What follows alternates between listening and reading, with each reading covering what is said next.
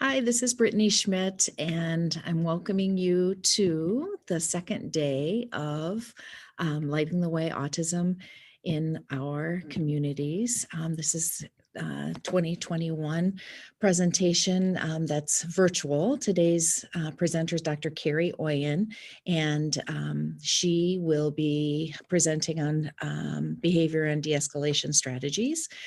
Here's some information about her education. She is a PhD that she has a PhD that she got from the University of South Dakota in 2016. Ed specialist from USD in 2008, and she got her BA from Augustana University.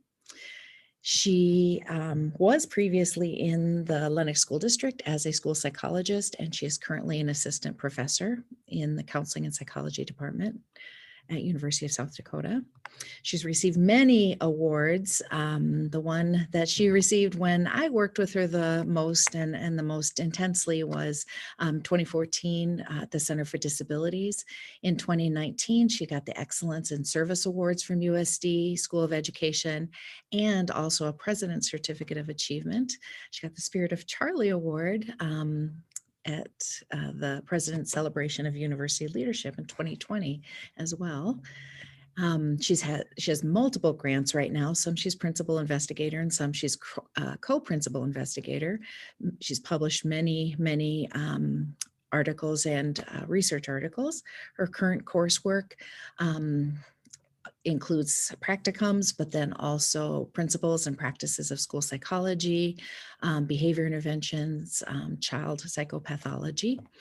And her current work interests are always students with problem behavior, but also those students who've also experienced trauma, training educators and school psychologists in those strategies, and then positive behavior interventions.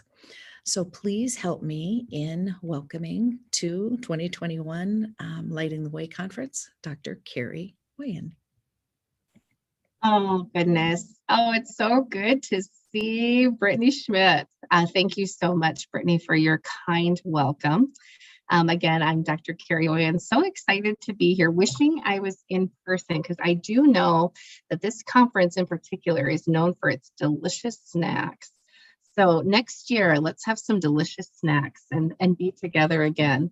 But again, I'm so glad to be able to join you today from my house in rural South Dakota, so we can talk a little bit about some of the things that are really meaningful to me. So my first slide here is really talking about navigating crisis for children who struggle with problem behavior. This quote is something that really stays with me and helps to really guide my decision making when it comes to intervening with kids that are struggling. And when little people are overwhelmed by big emotions, it's our job to share our calm, not join their chaos. And I think that that's really a theme of my career, of the things that I'm really passionate about. And again, we know that there are a lot of children struggling right now, and we want to make sure to be those adults that are calm, that are helping them really activate those coping strategies to be able to be successful.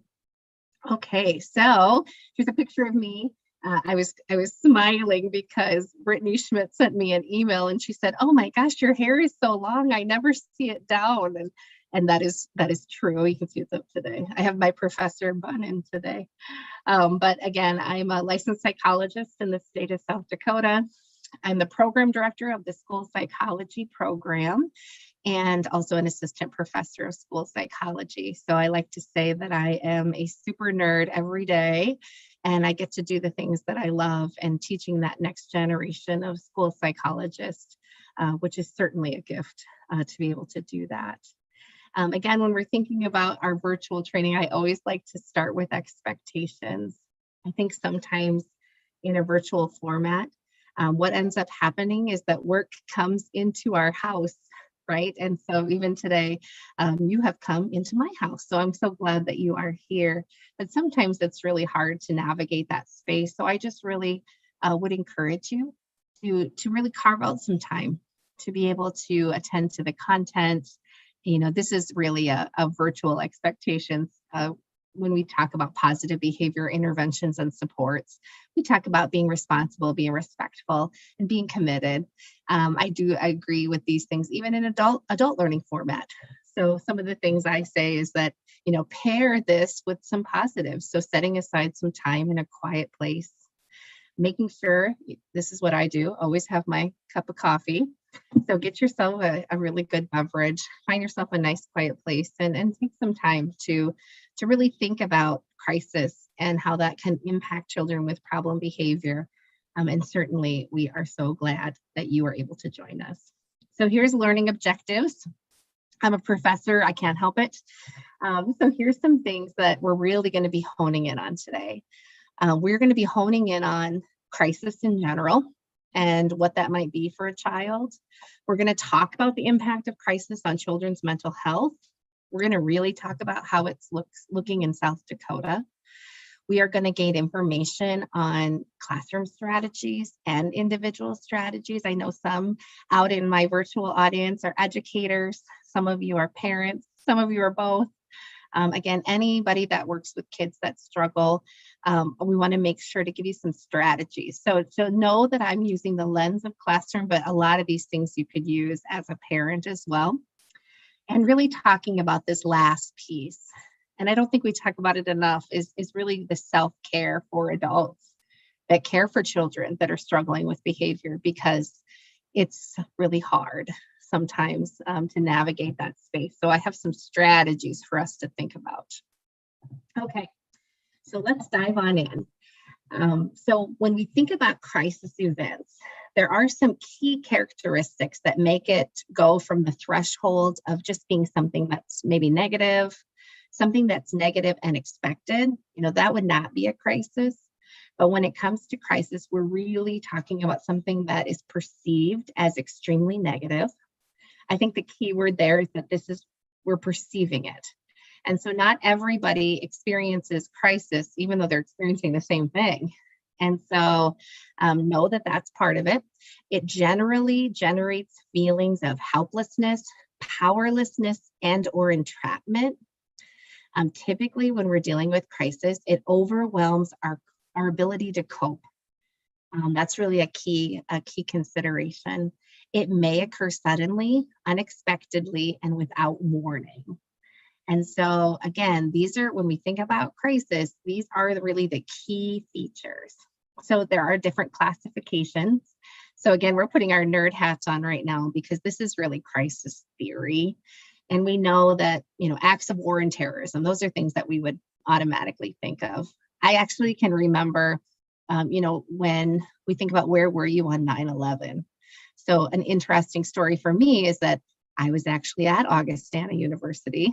I was a freshman, and I can remember working in the financial aid office and pulling the TV up. And it was such a stark memory for me because it was such a crisis, nationwide crisis. And so those are the things we probably automatically think of. But the other things I want us to really keep in mind is that it can be violent or unexpected death. It can be threatened death or injury. It could be human-caused disasters. Probably more common in our area is natural disasters.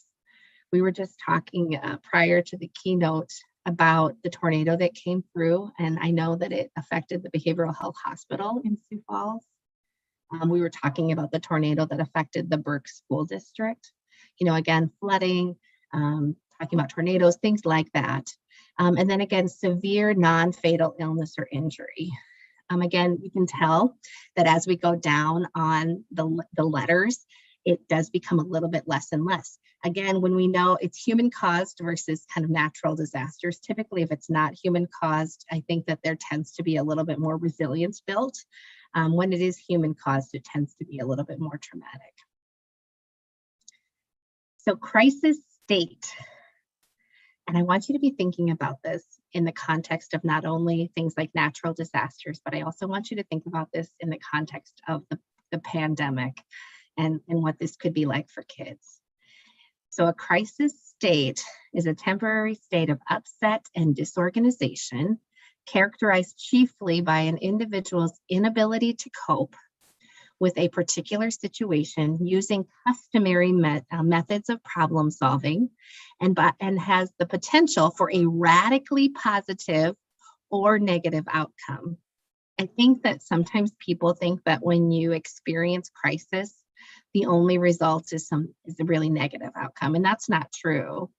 They actually call this concept post-traumatic growth.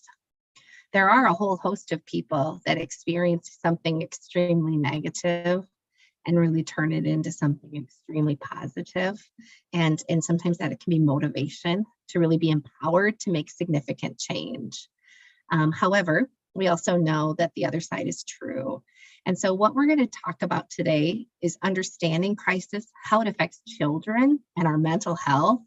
But more importantly, what can we do? Because we know that our children have been experiencing a crisis for the last, year and a half. And we know that duration of a crisis is something that does affect how traumatic an event can be for children. And so because of that, because of what we know, I think it's going to be really important for us to have some key considerations for the kids that we support. Okay, so I have to give you some stats. Again, I am a bit of a super nerd, so I have to give you some stats. But we know that $12.6 billion have been spent on disasters per year since 2019. We know that will be significantly more after the pandemic. We know that a third to a half of all those affected by disasters will develop mental distress. And we know that children exposed to natural disasters are really at high risk to develop things like depression, anxiety, post-traumatic stress disorder, behavioral disorders, developmental or learning problems, and certainly substance use. I was actually watching something a couple days ago on the morning show, and they were talking about the rate of students that are vaping, adolescents and teenagers that are vaping. And certainly that's something to pay attention to. Again, it's a substance, we're using it. I think there's also, it's interesting to note that there's been an increase in liver disease since the start of the pandemic. So we do also know that people have been increasing their alcohol use during this time. And so when we know those kinds of trends, we can see that there could be some underlying mental health things going on, particularly for the adults that care for children. But we also know that children look to adults how to respond to negative situations. And so that gives us a glimpse into the things that we need to attend to. Parental distress is the most common risk factor that negatively impacts child psychopathology. So again, we know that children are watching us, and how they make sense out of what's happening in their world, particularly for children that are in that elementary, early adolescent age. They're looking to the adults to really determine, am I safe? Do I belong? Am I going to be able to get through this? And so because the pandemic has been so long lasting, because crisis has been a part of our vocabulary for quite a bit of time, we know that really for adults, a lot of their coping strategies have been overwhelmed. And when their coping strategies are overwhelmed, they're also showing that to their kids. And so I think that's really important for us to think about as we navigate this space. So what we know about natural disasters. More than 60% of children that were exposed to Hurricane Katrina showed elevated post-traumatic stress disorder symptoms. And really, truly, what we know is that the closer you were to experiencing the physical aspect of Hurricane Katrina, the more likely you were to have post-traumatic symptoms. So what does that mean? If your own house was affected or you experienced a death of a loved one, the closer you were either physically or emotionally to that particular event, the higher likelihood was that you to experience that post-traumatic stress disorder symptoms. This is the next one, and I want us to really hone in on this as people who care about children in South Dakota. We know that suicide rates are at their highest 2 years post-disaster. The reason that's so important is because in South Dakota, we have one of the highest rates of youth suicide in the nation. We're actually number 2. We follow only Alaska.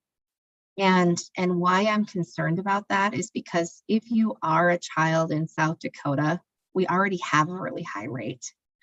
And if we know that 2 years post a crisis is the likelihood that we're experiencing the highest rates, we're really thinking about the next 6 months to a year for us to really be honing in on the youth that are struggling with mental health.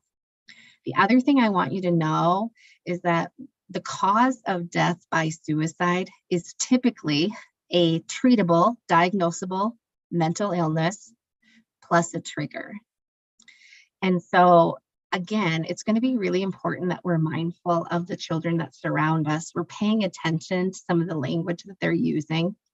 Please also know that when you talk with kids about suicide, it does not mean they're more likely to die by suicide. In fact, talking about it with kids is a really great way to help them get through it. Typically, it's my coping system, my coping strategies are overwhelmed, and I don't know what else to do. And so we really want to be mindful of this. And again, we're going to talk about some different strategies that we can use to find kids who are having a hard time, as well as find strategies to be able to help. We do know that the United States was the most impacted by COVID-19. At least we have the data on it. Again, 36% of Americans said COVID-19 was seriously impacting their mental health. And experiencing a natural disaster before age 5 is significantly related to increased risk of mental health and substance use disorders in adulthood. And so again, when we know these are true, we want to make sure we're empowering those kids to be able to have, really activating those coping strategies. So when we think about the landscape of mental health in rural America, I love to talk about rural America. Part of it is because I was born and raised in rural America. I grew up in a really small town, Chancellor, South Dakota. When I was born, our population went from 300 to 301, and it was a big deal. And I think that there's something very special about living in rural America, but it also creates a space where there are less people. And sometimes when there's less people, that can impact access to services, especially for kids that are having a hard time.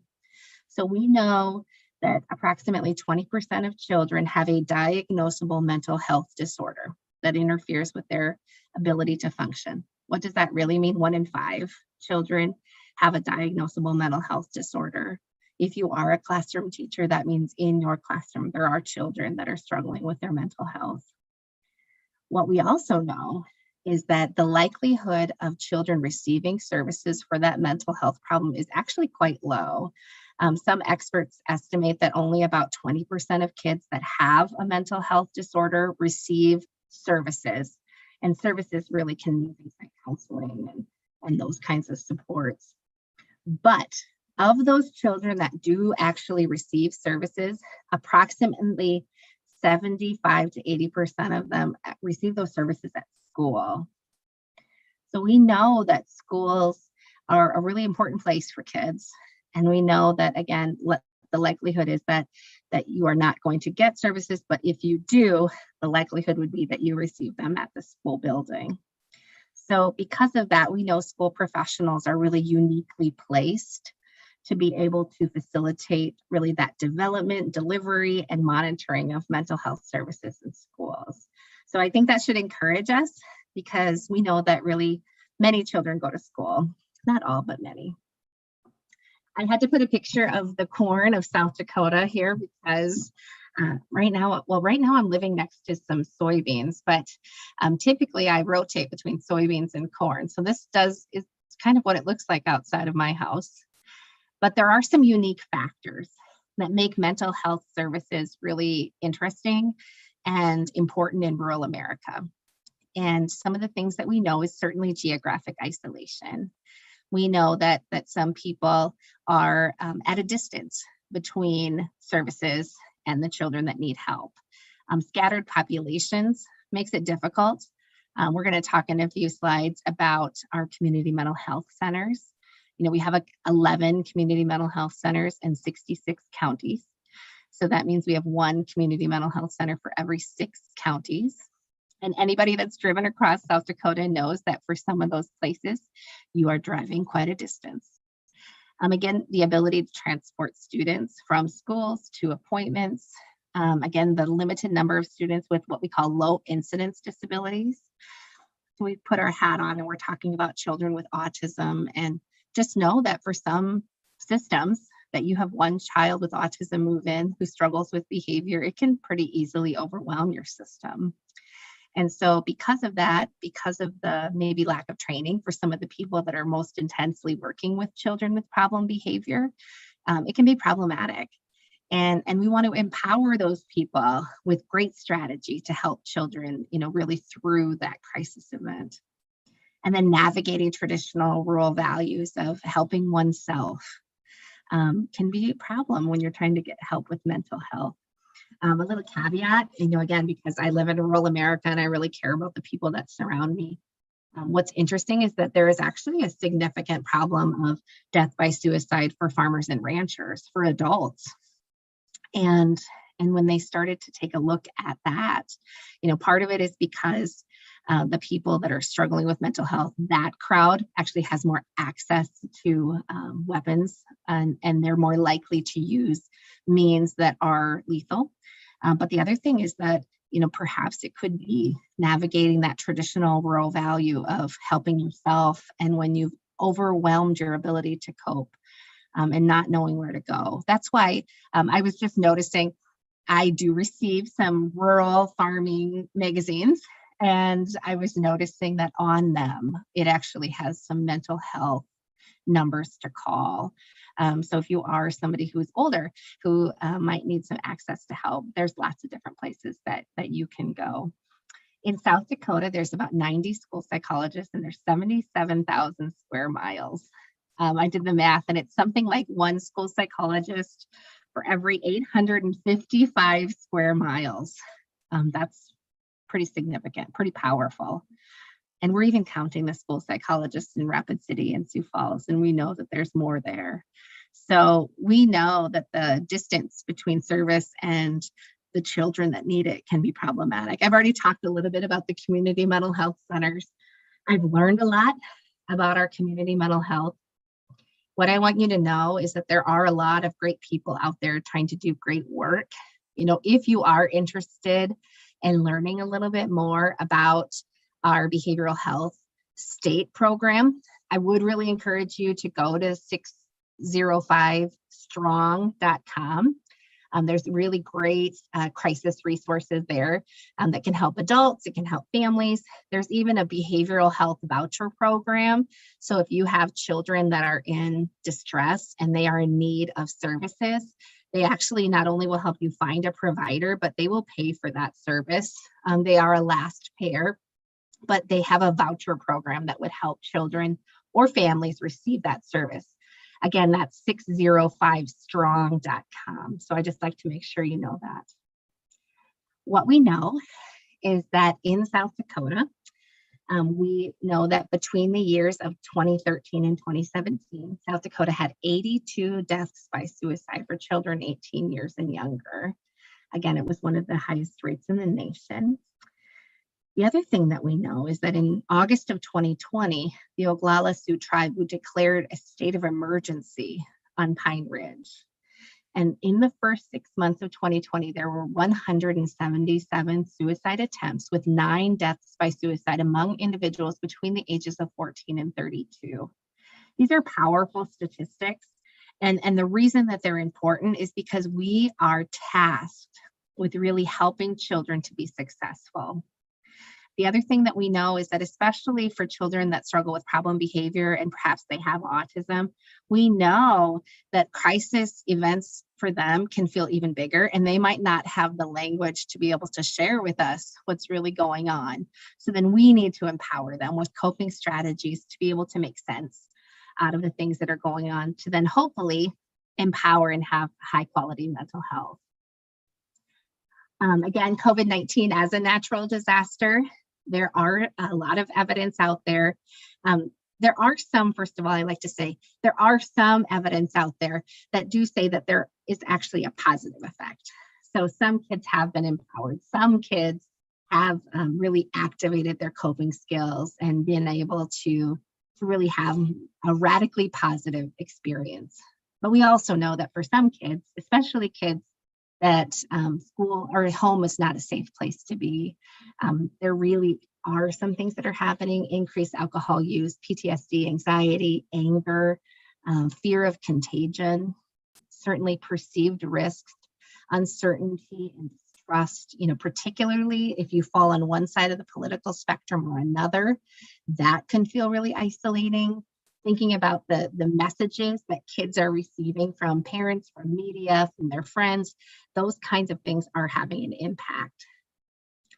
And in particular, in South Dakota, we know that 40% lost income from employment. Greater than 30% of an adult really are at risk of foreclosure. About 37% had a hard time paying their bills. Greater than 30% did not know where their next meal was coming from. About greater than 30% had lack of health insurance. 35% of kids have felt nervous, anxious, or on edge. And about 22% felt depressed or hopeless. Again, that 1 in 5 really is staying true, even when we're not in that school building. Thinking about adults and high schoolers, 30% of adults reported symptoms of anxiety and depression. About 70% of adults with mild mental illness did not receive treatment. 17.5% of adolescents reported a major depressive episode. About 18.8% of high school students seriously considered attempting suicide in 2019. And just so you know, that the most likely person that high schooler told was not an adult. They likely told their friends. And so when we think about intervention, we really need to empower peers at schools. If I have a friend that tells me they're having a hard time and they want to end their life, what should I do? I have a high schooler at home, and that happened in my own home. And my daughter came and said, hey, this is a Snapchat that somebody is sending out, and I'm really worried about them. What am I supposed to do? What should I do? And we want to make sure that every child that's in high school knows, here's the things I can do. Here's the number I could have them call or text. There is a texting hotline. The other thing that you can think about is talking to a school counselor. Whatever your strategy is, you want to make sure that these kids know, because again, they're most likely to tell their peers. Again, the ratio of mental health practitioners to population is about 1 to 36, one student to every 36, one practitioner to every 36 students, but many are unable to access it because of the factors that we had talked about. Okay, so when we're thinking about mental health and we're thinking about what we can do, we're going to dive into something that I love, and it's really talking about risk and trying to navigate which kids do we need to see first, which kids are most at risk, and which kids are we a little bit less worried about. So for this part of the presentation, we're just going to kind of activate our thinking on that, and then we're going to talk about strategy to help. So we do know, again, that the pandemic has really worsened mental health for adults, for children. I think a lot of it has to do with this bottom part here. We know crisis events, they are worsened if you have less predictability, if you have a longer duration, if the consequences result in death, and how intense the crisis is. The other thing that I think is really fascinating is that they've been doing work about navigating mental health during this pandemic. And what they've been using for data is actually ER data. So because so many places were closed during the pandemic, many children who struggled with mental health were brought to the emergency room. And so compared to 2019, the proportion of mental health related visits for children ages 5 to 11 and 12 to 17 increased about 24% and 31% respectively. So that's really, really important for us to see. That's just kids in real time. Remembering that the most significant impact of crisis tends to be about 2 years out. So here's a chart that talks about basic crisis theory. So we know, again, the crisis devastation, or how devastating an event is highly related to that predictability, the duration, consequences, and intensity. Again, the less predictable, the longer lasting, the more significant consequences, and the amount of intensity that was experienced or perceived tends to be how we determine what's the level of risk for kids. It also depends on, if I think about, for some kids, they might not even know anybody that had COVID-19. Some kids had COVID-19. Some kids experienced death of a loved one by COVID-19. Those all matter, because if you are closer to the crisis and you have experienced more access to the crisis, you have it more intensely, the consequences were higher for you, it means that you really have higher risk. Now, this chart, I have to give some credit to Dr. Stephen Brock and Dr. Melissa Reeves. They do a lot of this work. If it's something you're really interested in, I would highly recommend the Prepare curriculum. So Prepare is just as it sounds. And it is actually through the National Association of School Psychologists. And it really helps school teams and individuals who care about children in school set up environments that help prevent and respond to crisis. So when you think about prevention, we talk about physical and psychological safety. When we think about response, we're actually talking about psychological triage, figuring out who's having the hardest time, and not only triage, but what kind of interventions might be beneficial. So if it is something that you're really interested in, certainly you can send me an email or go to the Prepare website and get the book. And it's really a great read. So you can see those things that we had talked about. So if you have physical proximity to an event, if you have emotional proximity to an event, that is an impact on the risk that the event is likely to have significant impact on you. If you have internal vulnerabilities, again, that's more your coping styles, your developmental level, how you can self-regulate. External vulnerabilities, that's really the people that surround you. So think about, do you have coping people that are around you that are social supports? Are you close with your parent? Do you have some good family nuclear functioning? Do you have a lot of social resources? That makes it more likely that you are going to be able to thrive after a crisis. Also, talking about your immediate reactions, those are really important. And then your current or ongoing reactions. So just know that for all of us, we experience stress during the pandemic. And it would not be shocking to think of how many of us really had underdeveloped coping strategies, and our coping strategies really were overwhelmed. But for a lot of us, we found ways to be able to cope and overcome and find ways to be successful even amid a pandemic. And so what we're really paying attention to is that for some people, they've had really enduring negative reactions, and that's really a concern. So you can see on this chart, they're just talking about low risk, moderate risk, and high risk. We certainly want to make sure we pay attention to those kids, especially kids with problem behavior that are in more of that high risk area. One of the things that we want to think about too, especially for children with disabilities, is that they are automatically at a higher risk. And that is because typically children with disabilities, particularly autism spectrum disorder, have a deficit in what we call functional communication. That's a really fancy psychologist term for saying your ability to express your wants and your needs. And so if you already have a deficit in being able to accurately tell those around you the things that you need and want, you can see a crisis like COVID-19 could pretty easily overwhelm your coping strategy.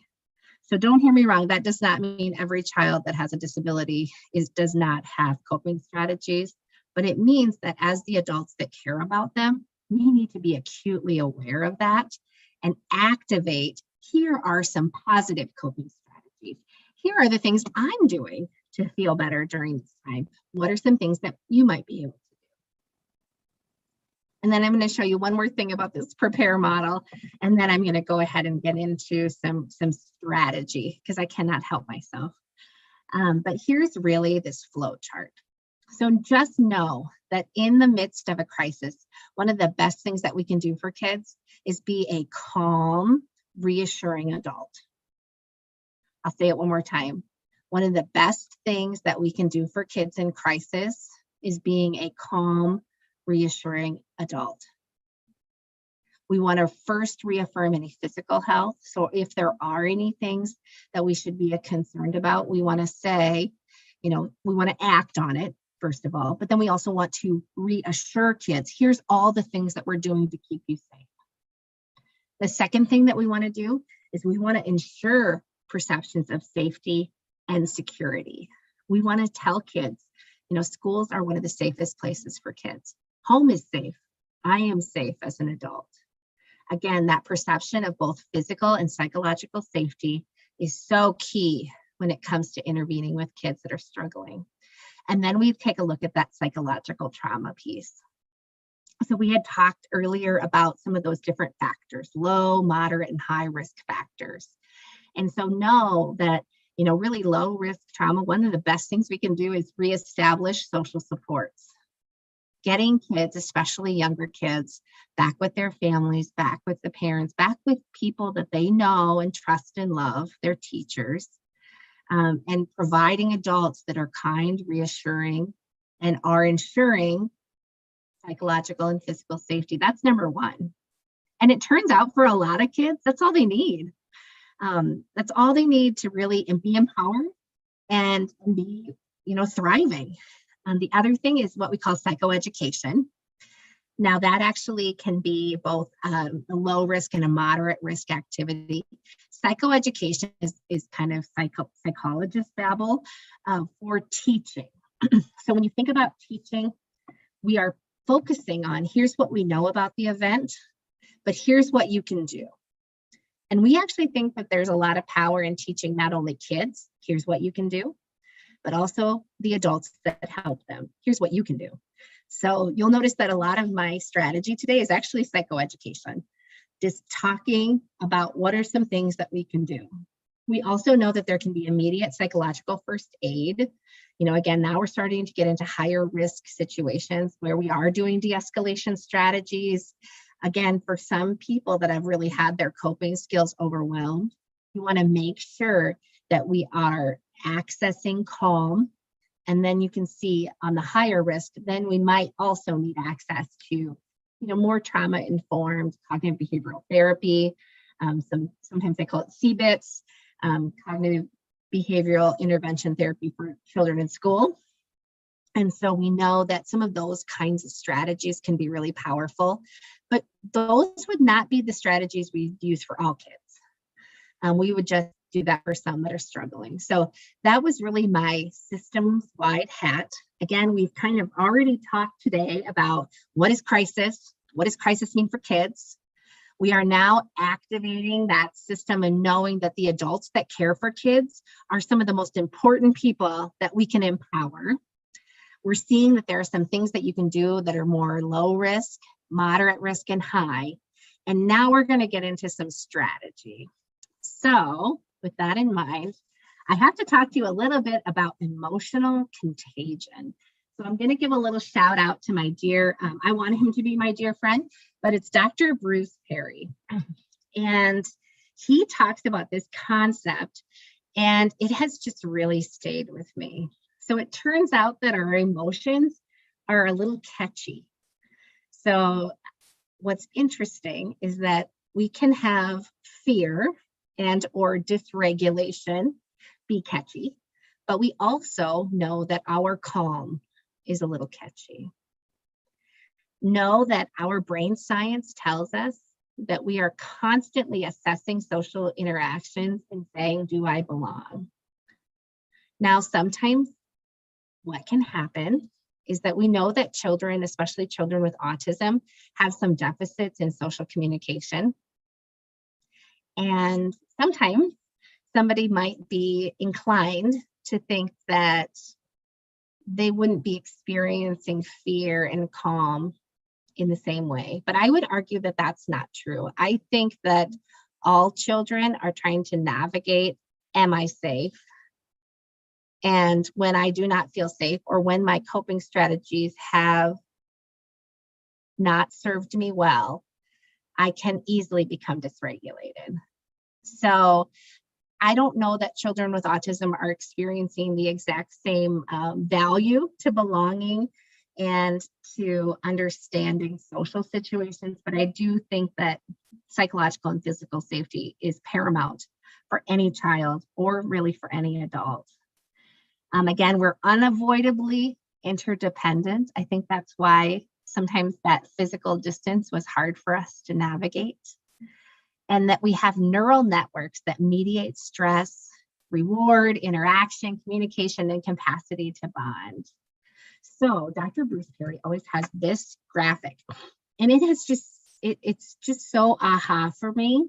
And I think that this is really a key for us to think about children that might be struggling with problem behavior. So here's the deal. When you are dysregulated, when you are under stress, when you are in crisis, the likelihood of your brain looking like this is pretty high. So this is really just talking about the different parts of your brain. If you think about your brainstem, if your brain was right as a fist here, you have to see me on your screen. If you were thinking about your brain, the brainstem would be way down here at the bottom. It's way down. And what's that doing? That's your survival brain.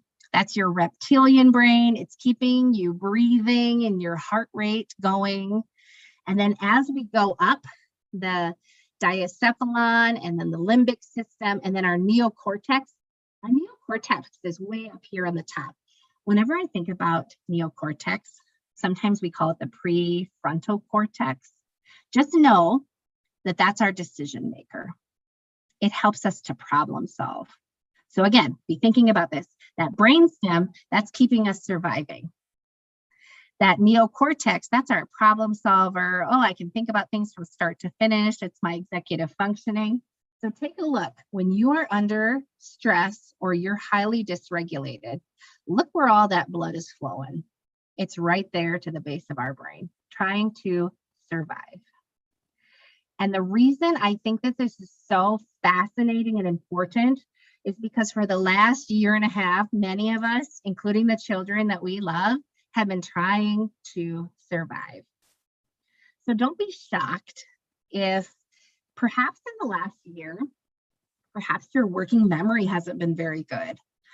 Anybody that's like put the wrong thing in the cupboard, like if you ever put your milk in the cupboard, or somebody told you to do something and then you forgot completely about it, I would argue that it could be that the pandemic has caused some dysregulation.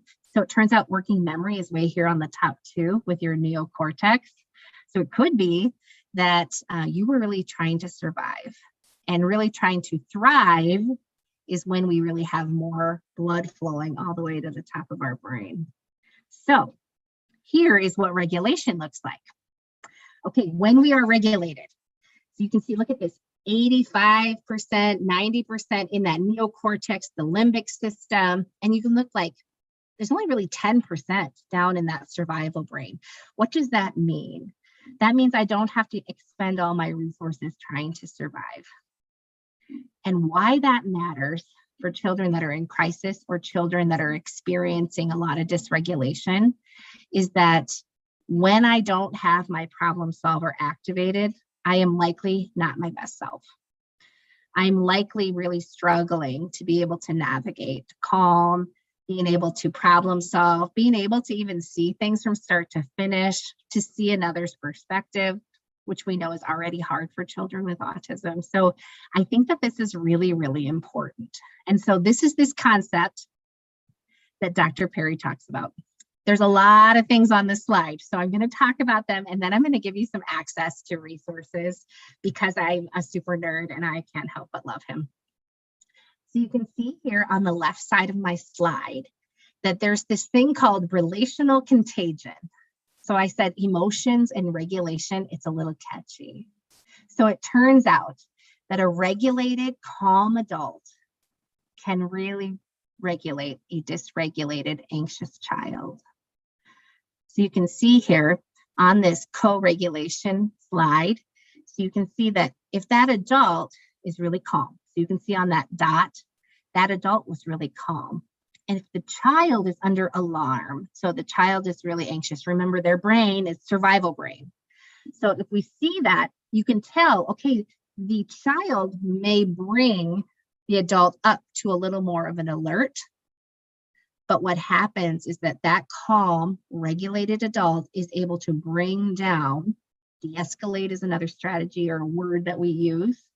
They're able to bring them down because of their calm, because of their relationship, because they are able to be that presence, calm, reassuring adult, ensuring physical safety, psychological safety. And you can see they're able to bring a child that's dysregulated down. But the other is also true. Look at the bottom of that slide where it says, a dysregulated adult can never regulate a dysregulated child. It turns out a dysregulated adult cannot calm anyone down. Has anybody ever worked with anybody that's super dysregulated? Typically, they can get anybody going. And so that really does matter, because as the adults that care for children, we really have to be mindful of our own regulation, because the only way that we can de-escalate kids is if we are regulated ourselves as adults. And it turns out that we can tell ourselves that we're regulated, but if we are not, it's really, really difficult to try to calm anyone down. So, this is just it blew my mind away. So if you're really loving this brain science and you're a nerd like me, I would encourage you, it's Dr. Bruce Perry. If you literally Google search Dr. Bruce Perry COVID-19 video series, it takes you here. It's this neurosequential.com/COVID-19 resources. On the top, he actually has a really cool interview with Oprah, which is kind of fun. And the other things that he has there are all these 17-minute to 20-minute videos that just talk about regulation. They talk about the impact of stress on the brain. He also talks about things like self-care, organizational self-care, again, emotional contagion. I love it all. And so I would encourage you, if you're looking for some summer time that you'd like to be able to expand your toolkit to navigate de-escalation strategies, I would encourage you to do this little video series. I actually had my school psychology graduate students do this work. We would start our day by watching one. We would have a discussion, and then we'd move on to the other important work at hand. I find that it can be really powerful. So getting into some other kind of strategies, we really need to understand the landscape of what might be going on for some of the kids that we're working with. This article, this Esther Wood and Saheed article of 2020 is really so powerful. So if you are a super nerd and would really like access to that, you should email me. But they talk about, for kids during the pandemic, that there was such, physical and social isolation. As a reminder, for children that have autism, we already are worried about isolation and withdrawal from social situations. And so I think it's really important for us to be aware that we want to monitor, is this worse than pre-pandemic functioning? I think that's really critical. Again, disruption in daily routines. Routine and structure are so critical for kids, especially kids that have disabilities. And so you want to make sure that we're noting that and that we're finding ways to remediate. Again, financial stress, food insecurity, potential triggers for stress response, threats to well-being and safety. And then here's my star, the thing that I'm thinking about really the most these days is underdeveloped coping strategies. It seems to me that we all do the best that we can. And if we know better, we can do better. I do believe children will do well if they can. And so it could be that some children with problem behavior who have experienced crisis are trying to activate some coping strategy. It turns out that problem behavior that you're seeing, it could be a failed attempt at trying to cope. And what's problematic is when those coping strategies kind of give out, tends to be when we see these really negative behaviors. So as the adults that care about kids, we need to say to ourselves, how can I activate appropriate coping strategy? How can I teach it? How can I reinforce it? How can I create a model where kids are really encouraged to use them, then to be able to have more pro-social or positive behaviors? Again, heightened stress responses, they really manifest in a lot of weird ways. So for anybody that has younger kids, don't be surprised if you're seeing some kind of weird manifestations of behavior, things you've never seen before. Maybe you've seen some regression of skills, things that kids had already known how to do, and now they're not. Temper tantrums, disruption in sleep, that tends to be more of the elementary age child. Don't be surprised if you're seeing your middle school or adolescent child really withdraw socially. I think that that's the thing we're most concerned about, right now. Again, there could be a development of a new disorder in those that have a predisposition for mental health problems. It could be a trauma or stress-related disorder. I think about, like, for a lot of kids, if you're 12 or older now, the likelihood could be that you would have access to a vaccine. But just know that, for some kids that are 12 or older, they are not getting the vaccine because their parents don't want them to get the vaccine. Maybe they feel that same way. Maybe they feel different. That can be a traumatic event. The other thing is that for children that are younger than 12, even though they know that the likelihood of them having severe symptomology is, pretty low. However, we've been talking about a pandemic for a year and a half, and that can cause some dysregulated fear. So what are the things they can do? So they can't get a vaccine yet. So what is it that I can do to keep myself safe and the people I care about safe? So talking with kids about that is what's the key, regardless of where you stand on the spectrum of science and whether to get the vaccine or not. What we need to be really empowering kids with is, what can you do to stay safe? And then development of symptomatic stress response that wouldn't need a diagnostic criteria. And why that matters is because, remember, we have 70% of adults with mild mental illness that are not getting any services. So that's just really important for us to know. Okay, so what else can we do? We can increase support from parents and other adult figures. Again, thinking about those kids who they identify with, and remember, reestablishing social supports is the most important thing that we can do. So activating those natural supports that surround kids. We do talk about the availability of telehealth and some of those online resources. I know that sometimes people say, well, the result or the thing that we can do is just telehealth. And I like telehealth. I don't think that it replaces a person with a relationship with a child, but I do think that sometimes it can bring access to resources in places where there are not any. Again, active monitoring. So not only active monitoring of children, but I love this recommendation, active monitoring of staff to ensure that the minorities who become unwell are identified and assisted to access evidence-based care. What we are noticing, and I would encourage you to ponder this yourself. If you know any educators, they are now on summer break. And so the likelihood has been that these educators have been on heightened response for a year and a half. They have ensured that they are teaching our children. They have ensured that they are keeping children safe. And now all of a sudden, they don't have to do that every day because they're on summer break.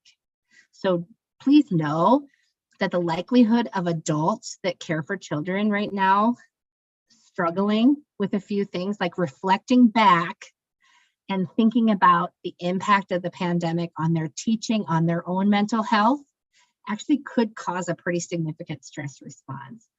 I actually would argue that the time and efforts that we should spend this summer is really investing in the mental health of our teachers, because they have done so much. They really have been first responders. I also think that we should focus on the mental health of first responders. But because of that, we really need to be mindful to activate appropriate coping strategies for adults. And I just worry a little bit that it's summertime. It allows the opportunity to withdraw. And I am worried about some of our teachers who have been working so hard. And again, trying to identify those with pre-existing diagnosis for therapy. Okay, so here's some strategy. Looks like I have about a half an hour. So this is great because I love giving practical strategies for teachers, for educators, or for parents. So please know that I am really talking about classrooms, but you could do any of these things even with your own individual children. So here's the first one. So remember, we said the most important things that we can do is reestablishing social supports. And so here's some strategy. One of them is encouraging involvement. And so again, many schools have pulled away from traditional announcements regarding club meetings and other activities. So if a child is not checking the email or if they're not very good at navigating Infinite Campus, for example, it could be that they don't know all the opportunities that are available to them. So take a few minutes each week and let children know how to be engaged. This is also true for adults. It could be that some of the adults in our schools, adults in our lives, they might not know all the different opportunities for us to be connected. So reaching out and saying, here's some opportunities we have at our school, and we would really like you to be involved. This is also true for families. There are a lot of parents out there that have really been working quite hard over the last year and a half. And so finding ways for parents to be connected, I think, is also really important. Social connectedness with peers. So what we know, especially for children who are adolescents, again, they're looking to their peers to make sense out of what's going on. And the peer group is so important. So finding mechanisms where peers that have like interests can share that time is really, really important. Again, thinking about your classroom, you can have, a classroom motto. You can even have kind of a classroom nickname if you're in a homeroom. Those kinds of things create an environment where you really feel it. The concept is called territoriality, but what it really means is that I feel like I have a safe, positive classroom school environment. And because of that, I feel like I belong. That also can be true for families. You could have a family motto. In this family, we do these things. And again, why that matters is because it's facilitating that connectedness piece. Okay, I love this. I love this. I love this. I'm trying to be so excited virtually. If you would like access to this, there's actually a Google form, and it's called the Mental Health Check-In. So again, I think you could do this. I think you could do this in the classroom. I think that you could do this with adults that surround you. I also think that you could do this with your family. And so it is a downloadable form. And basically, you can see on the left side, it goes from I'm great, I'm okay, I'm meh, I'm struggling, I'm having a hard time and wouldn't mind a check-in, or I'm in a really dark place. And you can see there's all these Post-it notes. What's important to know is that the name of the child is on the back, so nobody can see it. But this is what you can do, and you can place on there where you're at, and then you would know those kids, the 1, 2, 3, 4, 5 kids that are way at the bottom, those are the kids you could really check in on. You could also do this at your own house with your own family. Again, there's that mental health check-in poster is a free downloadable that you could use. You also could make one. You could see this was a homemade thing. In my own family, we do share our highs of the day every night at supper. So you can do some of that too. They talk about roses and thorns. Again, naming one struggle and one rose. What I've actually gone to in my own family system is we say our highs, and we also say what we're thankful for. Sometimes I think that when we focus on what's not going well, it tends to give that life. And so if you really focus on something that has gone well and something you're really thankful for, it helps to build, they call it the attitude of gratitude, but it helps to build resilience. And so be thinking about that. You can also do that in the classroom. And we got these ideas. If you love positive psychology, Her name is Dr. Shannon Soldo, and she wrote a positive psychology in schools book. And these are some of her strategies, and I love them. I do think that you could do them at school or at home. Some gratitude journaling. Again, students take the first few minutes of each day to write what they're thankful for.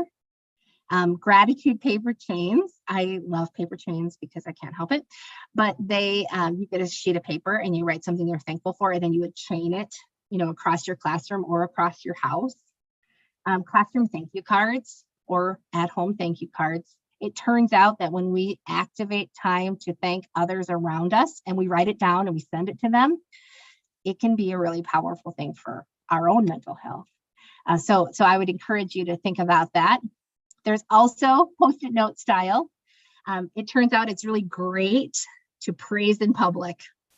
And so each student would receive a Post-it note to talk about what they're thankful for, and you put it on the wall in your school, or you can put it on the wall in your house and just write down. And I think the act of writing it down and posting it is the act that really activates, positive mental health. Again, you can do surprise gratitude sticky notes. That's giving each student one or more sticky notes to write something they're grateful for or about another person in the school. And then the students will then need to deliver their notes by placing them somewhere the person would see it. So then it's kind of like surprise. I think about this at home. My daughter, one time she wrote a Post-it note that she said, "Don't forget the cinnamon rolls, Mom." I said I was going to make cinnamon rolls the next day. And I still leave it up. I just think it's kind of cute. But that would surprise me, right? On that mirror in the morning, if I had a positive note, that's something that would surprise me. So you can do those kinds of things in your own environment. So here's a little bit. I know that I would still encourage you to watch. Brittany Schmidt talks about social media, the pros and the cons. So there's lots of cons with social media. And I know that for some kids, especially kids with disabilities, navigating social media can be difficult. However, I also know that there are a lot of children who are going to social media for information. And so if you have a high schooler, like I do, and they are navigating TikTok, perhaps it could be that you could use TikTok to your advantage. And so hear me out a little bit. But what we know is that there are good people on TikTok. There are people that are taking advantage of kids, but there's also good people. So you could have a TikTok time at the start of each class. You also could have TikTok time at home. And what that would mean is that maybe they could find one or two videos. Maybe one of them could be funny, kind of a rated PG funny TikTok video, which there's a lot out there. The other thing could maybe be a meditation, a breathing, or stress reduction video to start your day. So I'm going to actually click on this so you can see it. I have to click out of my PowerPoint. And I'm going to show you this one because it's kind of fun to be able to see it in real time. So I'm going to do Control click. All right, we're going to skip verification. Pop it up here a second. Make sure I'm sharing my sound. Okay, so here is an example of what this could sound like. Okay, so I'm going to click. All the tension drain from every muscle around your eye. All right. Let's see if we can. Drop your tongue from the roof of your mouth and loosen up that jaw. And then focus on your eyebrows, let all the tension drain from every muscle around your eye. And let your face totally relax. I want you to take a breath with me, but we're going to do something a little different. I want you to imagine a color to assign to the idea of hope. And then I want you to imagine a color assigned to the idea of fear. And what I want you to do is breathe in through the nose and breathe in hope. Breathe out fear. And imagine that color just coming in. Breathe in hope.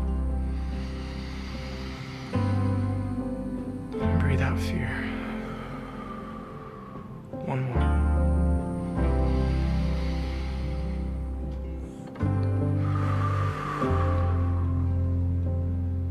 Drop your tongue from the roof of your mouth. Okay. So what I like about that and what I think is really powerful and what we might be able to use is that it turns out that when we activate some strategy for kids, especially strategy that's embedded in a platform that they're already using, it can be really powerful and positive. I actually have had some friends, some psychologist friends, that have been doing some TikTok videos, even about things like anxiety and depression and stress. So again, there are good videos, there are bad videos.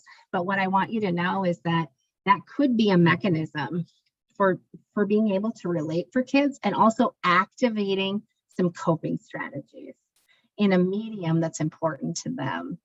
I also kind of like that Matthias. I think that he seems soothing to me. All right, stress relief. These are also live links, and I can share my PowerPoint with the great people at Lighting the Way. There's this 4-7-8 breathing technique. I used to think breathing techniques were kind of just for the hippies only, and I didn't really see my own place in doing breathing exercises. However, I had gone to a conference, and it was Elaine Fletcher Jansen. She's a school neuropsychologist, and she started talking about your parasympathetic nervous system and your sympathetic nervous system.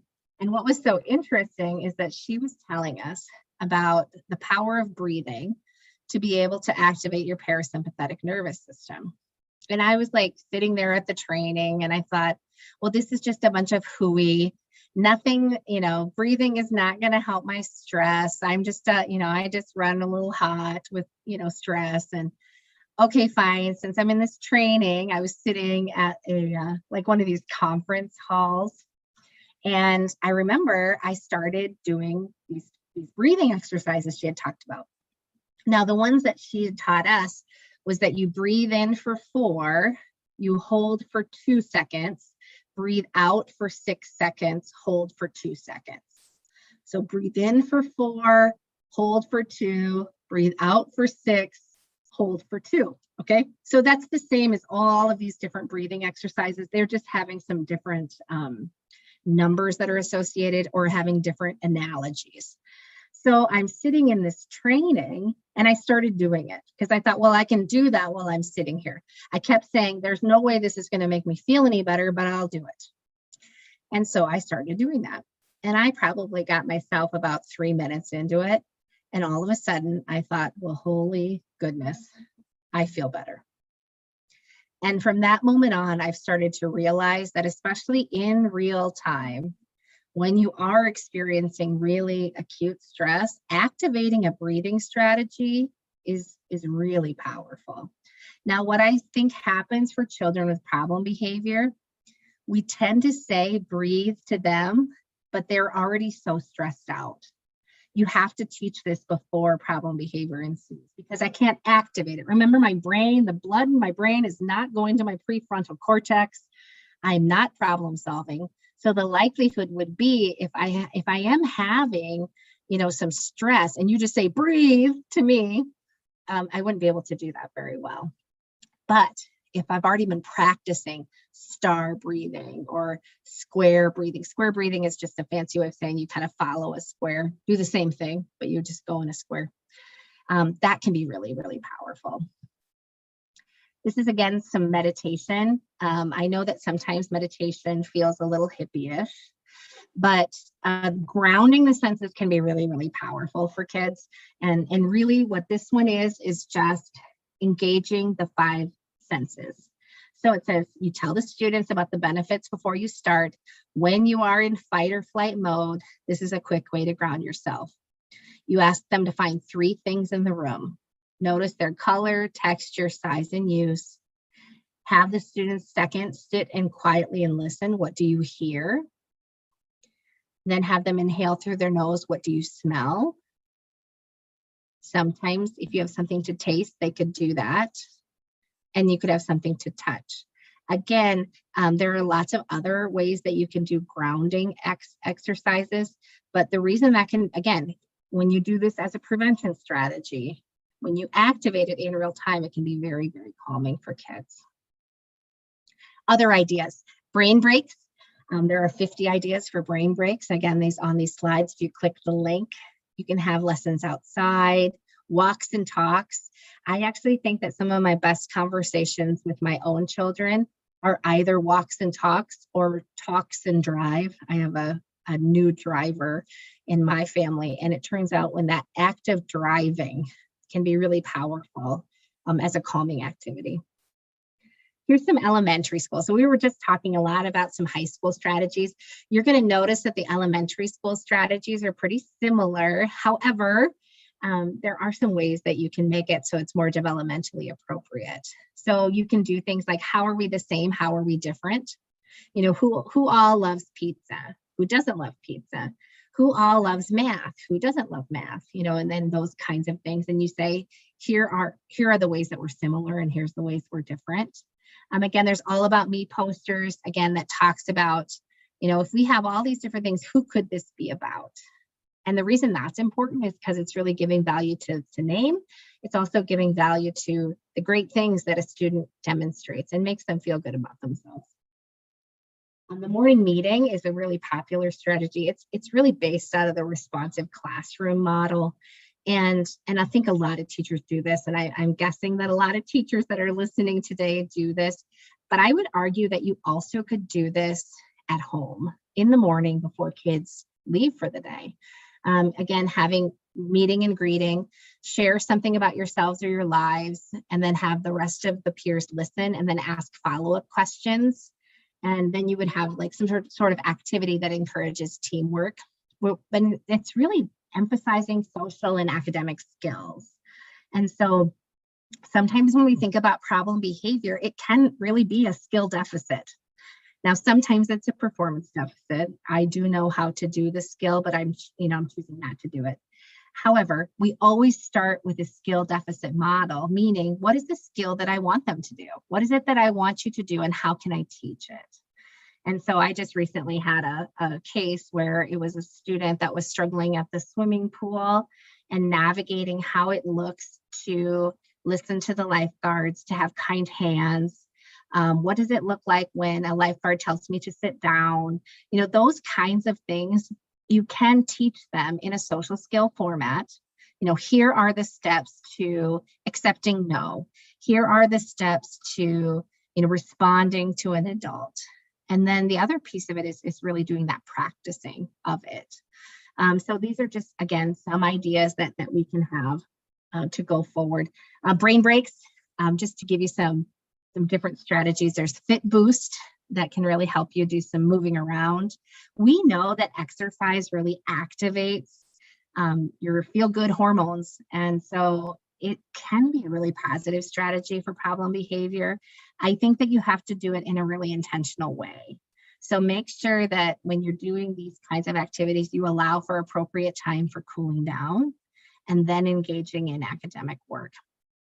Again, this is classroom rainstorm. You can create a storm. I've done this before with smaller children, and that can be really, really fun because it's creating sounds that are really appealing. And it also is creating a mechanism for us to feel connected. So you can see I have some links here. And again, I'll share my PowerPoint so that you can see this. Teaching gratitude. So again, Dr. Soldo, I have to give her a shout out. She has really influenced my perspective on gratitude. But we talk about the ABCs of being thankful. So as a class or as at a home, you can really think about things that you're thankful for using every letter of the alphabet. Gratitude jar, you can see there's slips of paper there and you're just saying what you're thankful for and putting it in the jar. And then you can do thankful for you. And then we're going to pick different people we're thankful for. I think in particular in schools, this could be powerful. Like I'm thankful for the janitors. I'm thankful for the cafeteria workers. I'm thankful for our principal. I'm thankful for the crosswalk people. I'm thankful for our police officers, whoever it might be. It can be really powerful to really show kids how to express gratitude. And it turns out it's really good for our mental health. So we had already talked about breathing exercises for adolescents. Just know that when we're talking about breathing exercises for children or children with disabilities, sometimes we have to make it more meaningful and more concrete. So sometimes we do smelling flowers, where you pretend you're smelling a flower, breathe in deeply through your nose and out through your mouth. Sometimes we do bunny breaths, 3 quick breaths through your nose and then 1 breath out long through your mouth. There's also dragon breath, and you can see there's the videos there. And then there's also more fun ideas that I put on a link. Again, the reason these are so important is because they're activating our coping. There also can be some meditation in the classroom. And so this can be things like magic mindfulness or butterfly body scan. Sometimes people erroneously match meditation with some sort of religious act. Please know that I think that it did not come from Western ideals, but it really can be powerful for children to have some coping strategies. So that's something to think about. And here are some really important tips. So as we're going to the close of our time today, we're really going to talk about de-escalation strategies. Please know that children look to adults on how to react to stressful situations. If adults seem overly worried, children's anxiety rises. Parents, educators, teachers should reassure children that there's so many officials that are working to make sure people stay safe. However, we also want to make sure that kids get factual, age-appropriate information. So this can be about the pandemic, but it also can be just about things that are stressing them out at school, at their house. Making sure that kids have age-appropriate activities. Know that typically for really young children, it becomes more about, here's all the things that we're doing to keep you safe. As children get older, you need to give them access to resources that are appropriate, but gives them the information. So it's like, for example, during the pandemic, giving adolescents access to the CDC website is a good idea. Giving them access to good information, because so many adolescents are getting so much information and it may or may not be true. So you want to make sure to give them high quality resources to find information. And then again, teaching any positive preventative measures. What are the things that I can do as a child to keep myself safe? That's very, very powerful. So certainly when you go into crisis situations, all of a sudden now we have to think about the fact that we have a choice. We can escalate an incident further, or we can de-escalate. So when we think about communication, there are 3 aspects of communication. There's body language, tone, and word choice. Which one has the most influence? You can kind of think yourself here. If we were face-to-face, we would do like a raising of the hand. Let's try to be face-to-face next year. But here's what we know. We know that your nonverbals matter. That your eye contact, your posture, your gestures, your facial expressions, they actually matter the most. How you say it is secondarily. And it turns out that the words you say matter. I mean, they matter a little bit, but not as much as the way you say them and your body language. So again, we know 55% of communication is nonverbal. And so, what's this person's body language saying? You can see that typically when we do de-escalation, we talk about, what is shoulder shrugging? What's the message that's portraying? Remember how I said earlier, how a dysregulated adult can't calm anybody down. And so because of that, just know that the mechanisms by which we are moving our body matters. And when we are portraying to kids, we might even be saying calm things like breathe and those things, but our nonverbals, our dysregulation is going to come out, whether we want it to or not. Again, so that's why we have to be so mindful of this. You want to try to look as non-threatening as possible. You want to appear calm and self-assured, even if you're not. You want to have kind of your hands in front of your body, open and relaxed at the same eye level. You can see which position here is less aggressive, which it actually is, number 2, because we are not approaching them from the back. That can be perceived as being really aggressive. Approaching at an angle is really perceived as less aggressive. And certainly, less confrontational. And you never want to turn your back on a hostile situation. Sometimes I think that when we have kids that are really, really aggressive, and I have been in lots of situations with really aggressive kids, we don't just, stand and get hit. That's not a best strategy. But instead, we want to maintain enough distance so that we can be safe, but also we want to be de-escalating. The other thing to think about is how much distance. There's a really cute video here. It's a CBS experiment. They actually sent an intern out and they made them it's kind of funny. They made them go into elevators and stuff and just get really, really close to people just to see what they would do. And it turns out that any of us, if somebody got in the elevator with you and then got really, really close to you, any of us would try to get away from that. Just know that violence-prone individuals, people who are really, really aggressive and in a crisis situation, they need 5 times the normal physical space. Again, I think that's important. Again, our tone is really important. It expresses our feelings and attitudes. So when we think about how we say it, if we're stern, it can be aggressive. If we're timid, it's also problematic because it's fear, lack of assurance. Lowered can be uncertainty. Raised can be anger. Our volume matters. Our rate of speech matters. It turns out that when kids are really, really aggressive, we have to slow our rate of speech, and that is hard. So you have to practice it. And then being polite. It's interesting, and people always laugh at me on this one.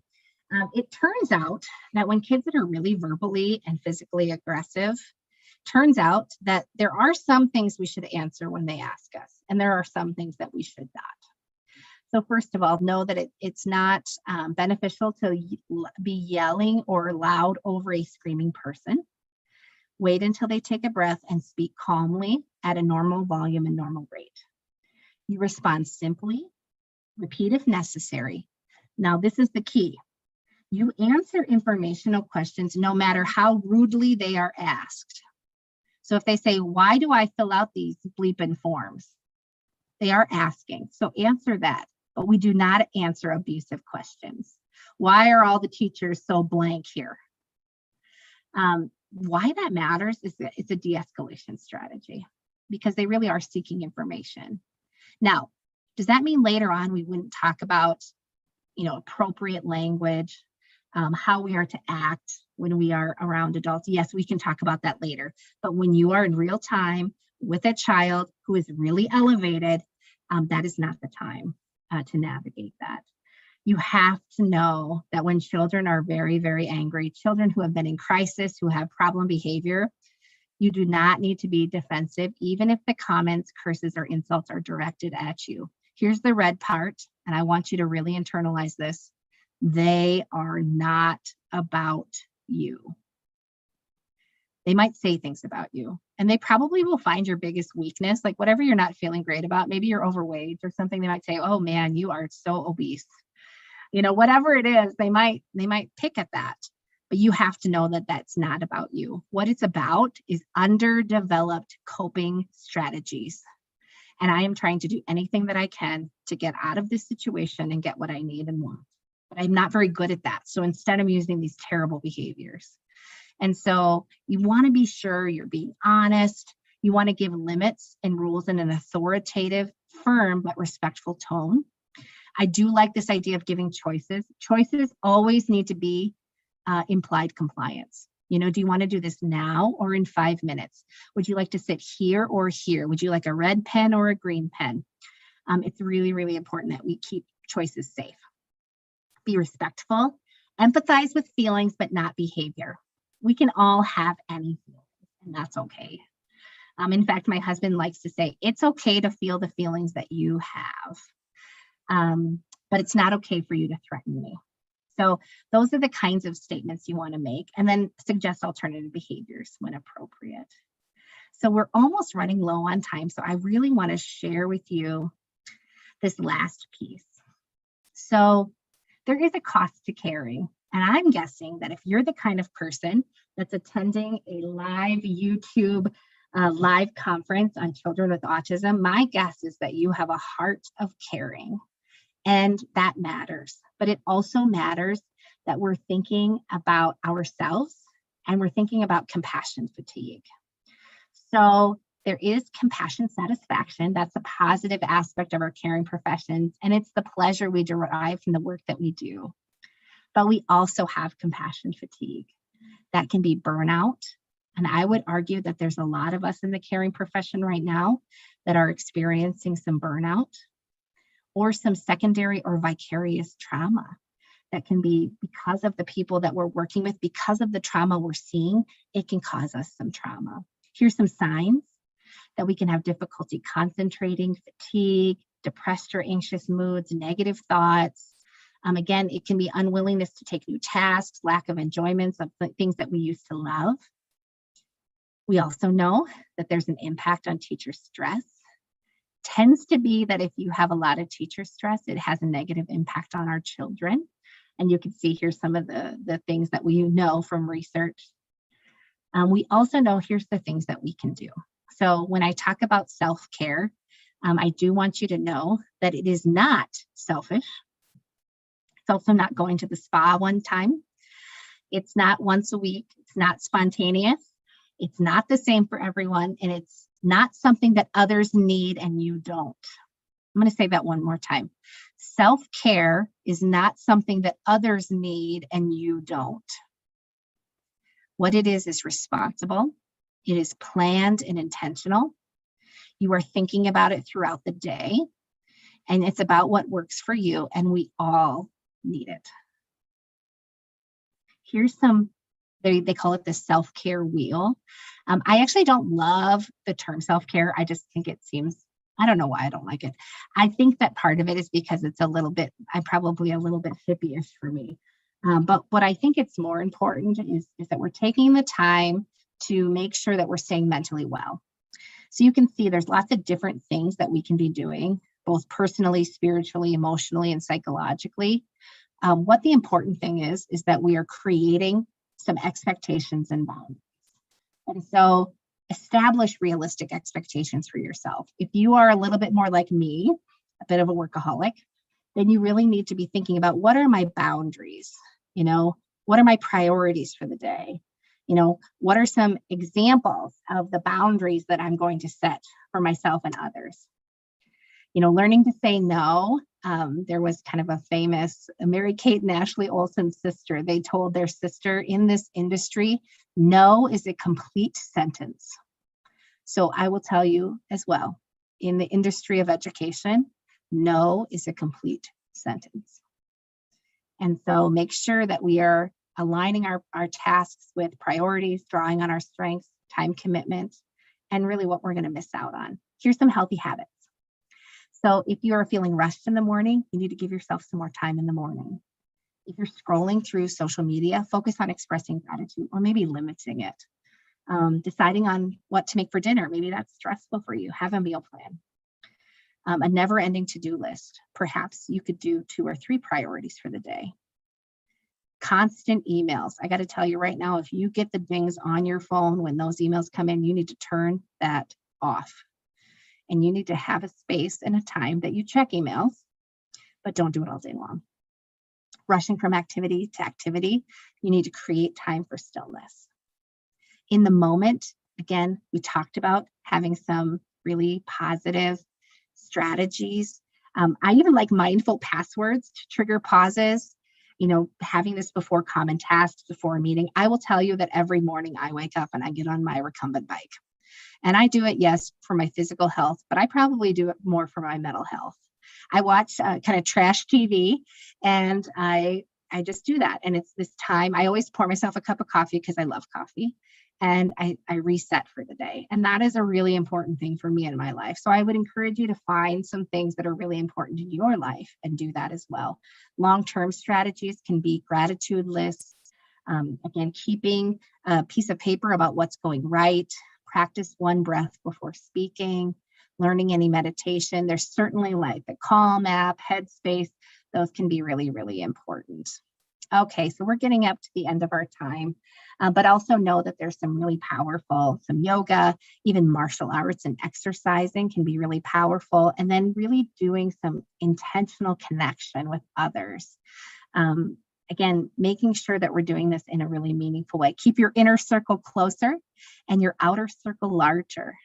Create structure and routines. Again, particularly during adversive times, we need structure and routine because that helps us be more successful. Again, thinking about our boundaries and limits and making sure that we're doing some validation and empathy and making sure that we're reaching out to others. Turns out that when we are kind to others, that also helps us. So it is 10:30. We're at the end of our time. I do wish that we were in the room together, but I am so delighted that I was able to come and speak with you today. If you have any questions or you just want to continue this conversation with me, I would love it. Feel free to email me at kari.oyen@usd.edu. And again, no matter what you do today, I really think that it's so important for all of us that care about children that struggle with problem behavior. Make sure you're carving out some time for yourself today. Do something radically positive. And know that when you do that, you are really creating a space where you are regulated.